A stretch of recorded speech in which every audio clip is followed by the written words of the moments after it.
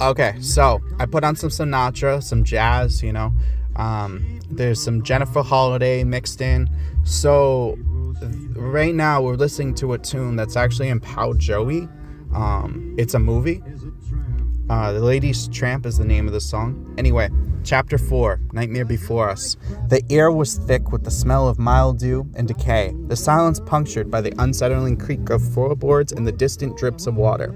As we moved deeper into the building, whispers seemed to slither from the shadows, chilling whispers that spoke of forgotten tragedies and lingering pain. This place gives me the creeps, Ellie whispered, her hand brushing against mine. I squeezed the hand reassuringly.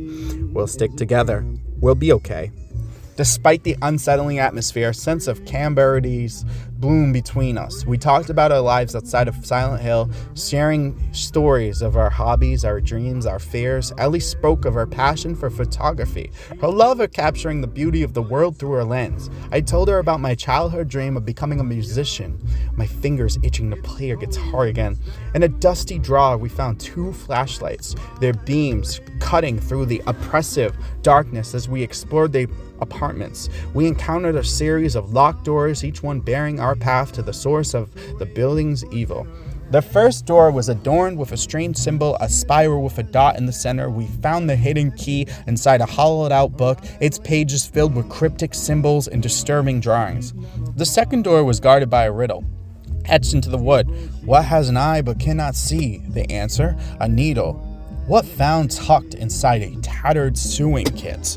The third door was locked with a combination lock. The code 314 was revealed in a series of photographs scattered throughout the apartments, each one depicting a clock frozen at a specific time.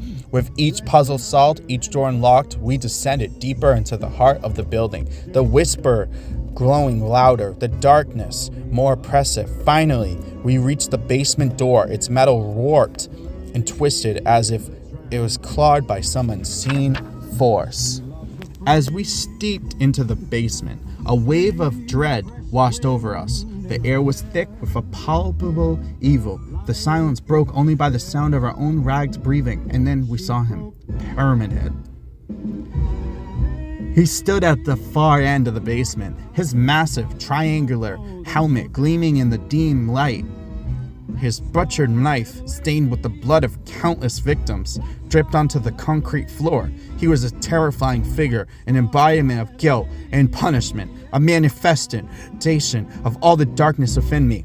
Josh! Eli whispered, her voice trembling. What is that thing? He's a part of me, I said, my voice heavy as shame. A reflection of all the bad things I've done. A pyramid head, lungs, his knife slicing through the air. We dodged his attacks, our hearts pounding in our chest. I fired my handgun, the bullets ricocheting harmlessly off his helmet. Ellie swung her wooden plank, connecting with its leg, but he barely flinched. We fought with everything we had, our fear fueling our desperation. Finally, after what felt like an eternity, Pyramid had retreated, vanishing into the shadows. The oppressive darkness that had permeated the basement lifted, replaced by the eerie calm. We stood there, panting and bruised, but victorious.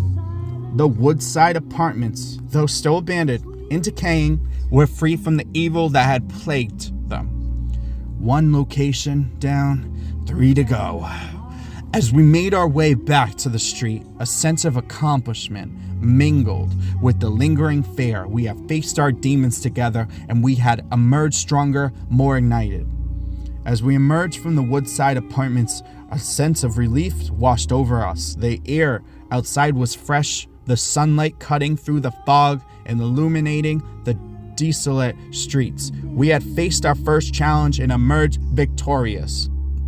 Suddenly, a figure emerged from the mist. It was Heather.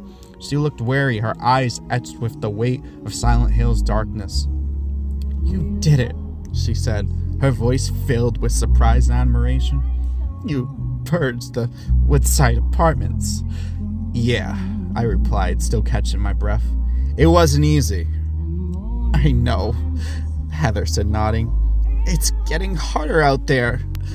She paused, her gaze shifting between Ellie and me. You two, you're good together. You will get through this.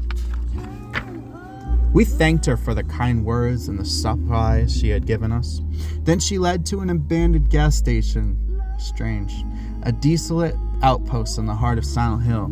Inside, the air was stale, the shelves bare, but amidst the decay, we found a glimmer of hope. Heather had stashed a series of items essential for our journey. A sturdy crowbar, a first aid kit, and a map detailing the route of Brookhaven Hospital. You will need these, she said, handing out the supplies. The hospital is a dangerous place, but it holds the key to defeating the darkness. How do you know so much about this place? Ellie asked, curious. Heather hesitated, a shadow crossing her face. I spent a lot of time here. Ellie, too long. I've seen things that no one should ever see. We nodded, understanding the weight of her words. Be careful, she warned us. The hospital is a labyrinth of suffering, a place where nightmares come to life. With a heavy heart, we thanked Heather and bid her farewell. As we walked away, I couldn't shake the feeling that we were leaving a part of ourselves behind. Heather was a survivor, a warrior, and a friend. Her sacrifices, her unwavering determination would forever be etched into our memories.